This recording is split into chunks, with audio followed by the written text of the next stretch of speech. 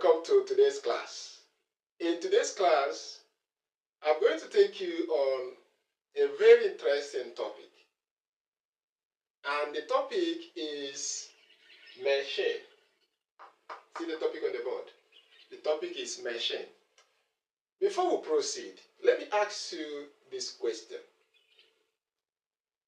Have you used scissors before? Have you used knife in the home to do something before? Have you used wheelbarrow in the past?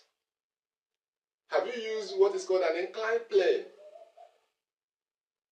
If your answer is yes, then you have used machine. So we are looking at the underlying principles that govern this topic, machine. Now, let me ask you another question. And this time around, I'm asking you to define machine for me. I know that a very good number of you will easily define machine as a device that makes our work easy and faster. Yes, you are right in your definition. But since we are discussing this topic under the subject physics, we are to look at how does machine make our work faster and easier. In doing that, we will coin a different definition to it. This time around, how do we define it? So, machine is defined as a device in which small force applied at one end of the device is used to overcome a heavy resistance at the other end. So, you see that what actually makes machine to help us do work faster and easier is because you just apply the small force at one end of the machine. That small force is used to overcome a heavy load or resistance at the other end. So, in our definition, you will see that the key words is that one, that machine is a device. Then in that device, there is what? Force. And there is what is called heavy resistance. Now, what is this device? Device. The device means a tool. A tool. Then force. He said a device in which force applied at one end. The force applied at one end is called effort. So the force that you apply when you are using a machine is called effort. Force applied at one end is used to overcome a heavy resistance at the other end. So the heavy resistance is called load. So the heavy resistance that is being overcome by the effort is called load.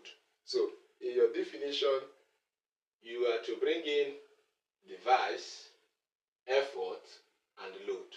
So you can also say that a machine is a device in which effort applied at one end is used to overcome a load at another end. So having said this, what are the examples of machine? Examples of machine include, as I asked you before at the beginning of the lesson, the examples are scissors, knife, screwdriver, screw jack, inclined plane, pulleys, wheel and axis, and so many of them. So the next thing we look at is terms associated with machine. We look at the terms So this time around, we'll look at terms related to machine. Now, when you talk about machine, there are certain terms that are used in explaining machine properly. And one of the terms is what is called mechanical advantage, MA. It's either you call it mechanical advantage or you call it force ratio. And what is this mechanical advantage? In definition of mechanical advantage, you can say that mechanical advantage of a machine is the ratio of the load to the effort. So, mechanical advantage of a machine talks about the ability of a machine to use a small force to overcome a large or heavy resistance. So, in mathematical definition, say that mechanical advantage, or what we call force ratio, is equals to load over effort.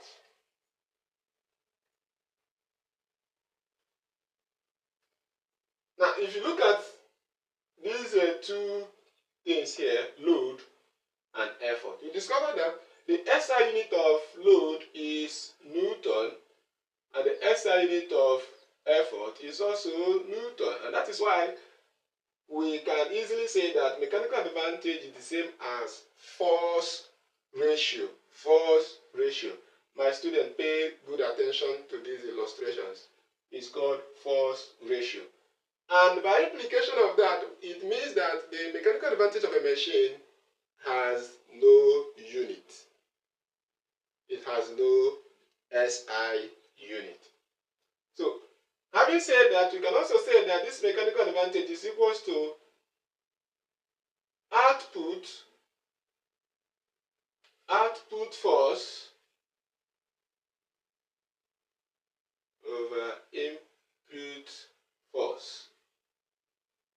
Remember that in our definition we say that a machine is a device in which small force, which is called effort, applied at one end of the machine, is used to overcome a heavy resistance, which is called the load. You discover that the two, effort and load, talks about force. They are all force. So in that case, you can easily say that mechanical advantage is equal to output force divided by input force. So the next thing we're going to look at is how does friction affect the mechanical advantage of a machine. Remember that we said mechanical advantage of a machine talks about the ability of a machine to use a small force to overcome a heavy force or a big force. So we're now looking at, in a case whereby there is friction in the parts of the machine, because remember that the machine is made up of parts and these parts move over each other. So if there is friction, what you are going to understand is that not all the force applied on the machine is used to overcome the load. Pay attention here. Not all the force that is applied to that machine that is used to overcome the load. Part of the effort is used to overcome friction in the moving part of the machine. We will now see that part of the force that is applied on the machine is used to overcome friction in the part of the machine. So, in a case where there is a machine and there is no friction, we can say that such machine is an ideal machine. An ideal machine, a machine in which there is no friction. So in such machine, you call it a perfect machine or an ideal machine. But in practical, we don't have ideal machine. Do you understand? Because there is usually friction in a part of a machine. So the next one we're going to discuss is what is called velocity ratio.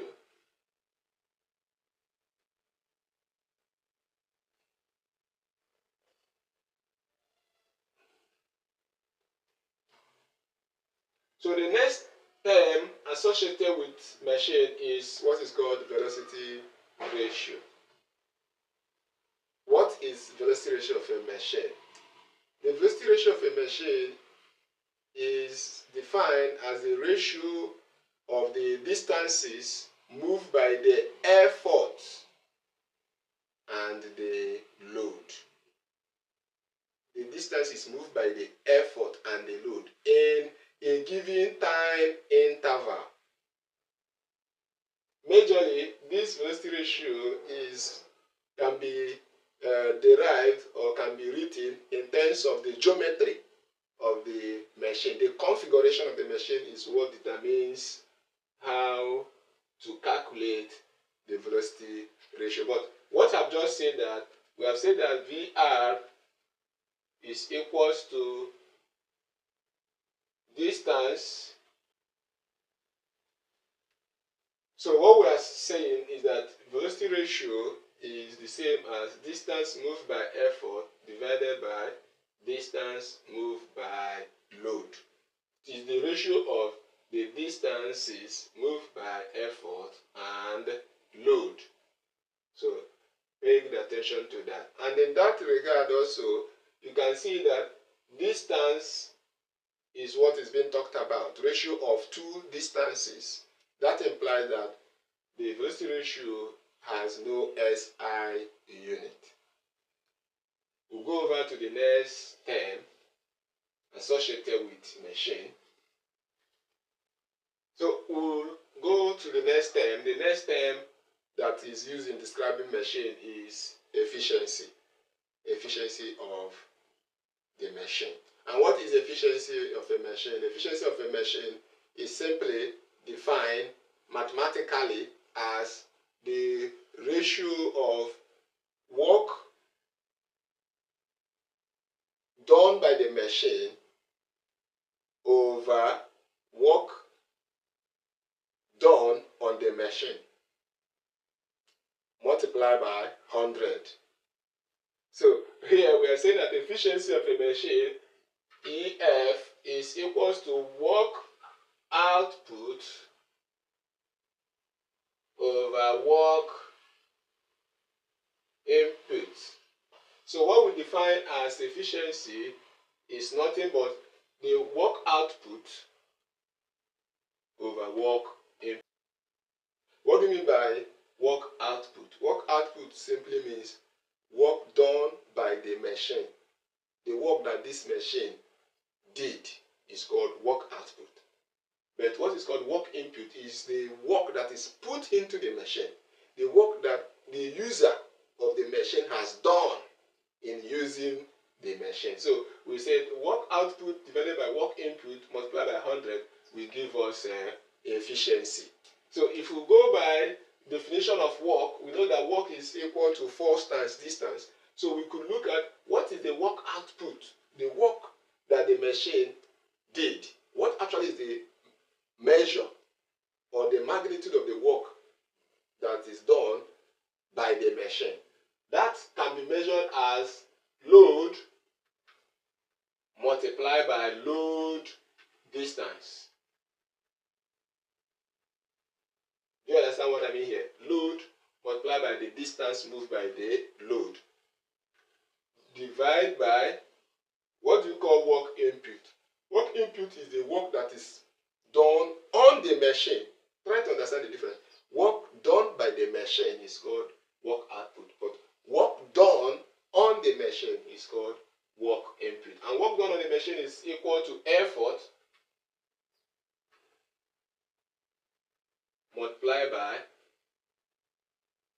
effort distance. Then, if we decide to progress in these arithmetics, we could also write that we can break this into two. Load over effort can be written separately. Load divided by effort. Then multiply by, let's now write this one, load distance divided by effort distance. But there's something you can see that we have splitted this expression from load multiplied by load distance over effort multiplied by effort distance into load over effort separate multiplied by load distance over effort distance. Why we are doing this is because we want to incorporate mechanical advantage and velocity ratio into this formula for efficiency. So in doing that, you can now see that load over effort is the same as what we did under mechanical advantage. So we can call this one mechanical advantage. But then we have an issue here. This one is load over distance, which is different from what we had earlier, that VR is equals to effort distance. Let's say effort distance is A and load distance is L. You see that effort distance over load. But here what we have is load distance instead of effort distance coming first. So what do we do to achieve velocity ratio? What we are going to do is that we are going to change this operator here, which is multiplication operator. We change it to division operator. In that case, we have this expression to be equals to load over effort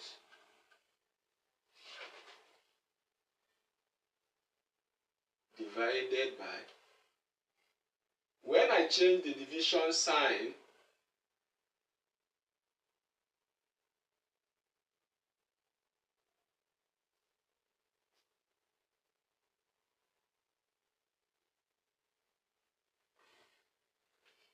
so you discover that by changing this division sign, this expression becomes load over effort, which is here, divided by, changing this multiplication to division by, instead of writing load distance, effort distance has to come up, divided by load distance multiplied by 100. In that case, we can now represent these terms with what we already know, because load over effort is equals to mechanical advantage, then divided by effort distance over load distance is the same as velocity ratio multiplied by 100. So we can now conclude that our efficiency is equals to mechanical advantage divided by velocity ratio multiplied by 100.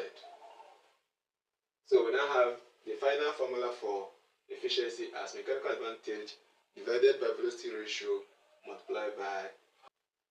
Now let's look at how friction affects efficiency of the machine. If in this machine there is no friction, remember we talked about friction when we discussed mechanical advantage. Now if there's no friction in this machine, what it implies is that the mechanical advantage of this machine will be equal to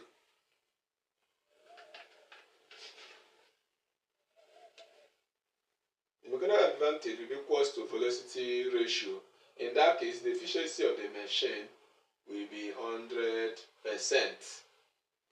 So in an ideal machine, the efficiency is 100% because there's no friction. So I'm going to solve one example on this. Then I'll give you questions that you are going to attempt. My student watching this video, please, the questions I'm going to ask will be an assignment. So I expect that you do the question, watch this video thoroughly, understand it, and use it to answer the questions that will come after the example. Also, make effort to indicate your name on the comment section and subscribe to the YouTube channel. Share this video with your friends. So let's go to the example. Let's look at example 5. Then the efficiency of the machine, the efficiency of this machine is equal to 80%. Then we are asked to calculate the effort E that will be required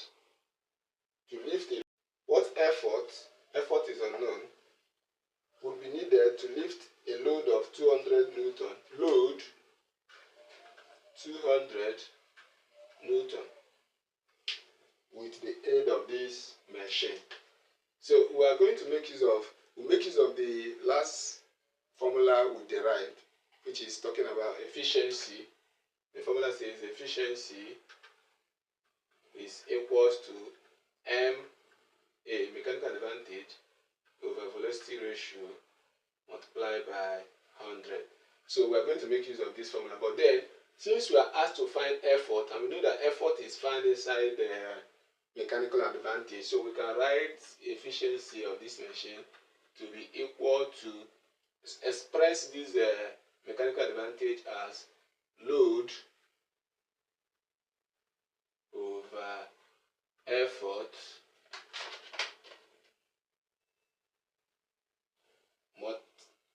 then divided by velocity ratio multiplied by 100. So with this now, we can substitute and find our load. So let's substitute the parameters. We have efficiency is 80 to be equals to load is 200, effort is unknown, E, effort is not known, divided by this velocity ratio is what? 5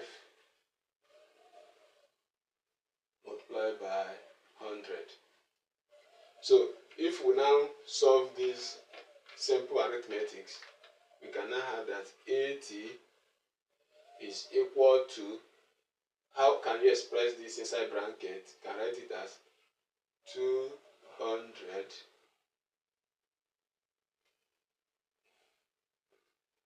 over E times 1 over 5 multiplied by 100. So this is now 80 is equals to, 8 equals to, I'll write 200 here, then multiply by, opening the bracket, 100 divided by E times 5. So if we are to make E the subject, remember that the whole of this will multiply this. Do you understand? So if this multiply this, it will be equal to 200 times 100. Therefore, we are going to have that our E will be equal to 200 times 100 divided by 80 times 5. So by the time you do your division, 0 cancel 0, 5 cancel this, 5 cancel this will give you 4, 1, and 4 cancel itself, 1, cancel this 8, 2. We now have 100 over 2. So the effort is equal to 50 Newton. So the effort that is required to lift this load of 200 Newton is equal to 50. For my student following me, after now, the next questions you see will be your assignment. Please video very well so they'll be able to answer the questions, especially my student from KDGA.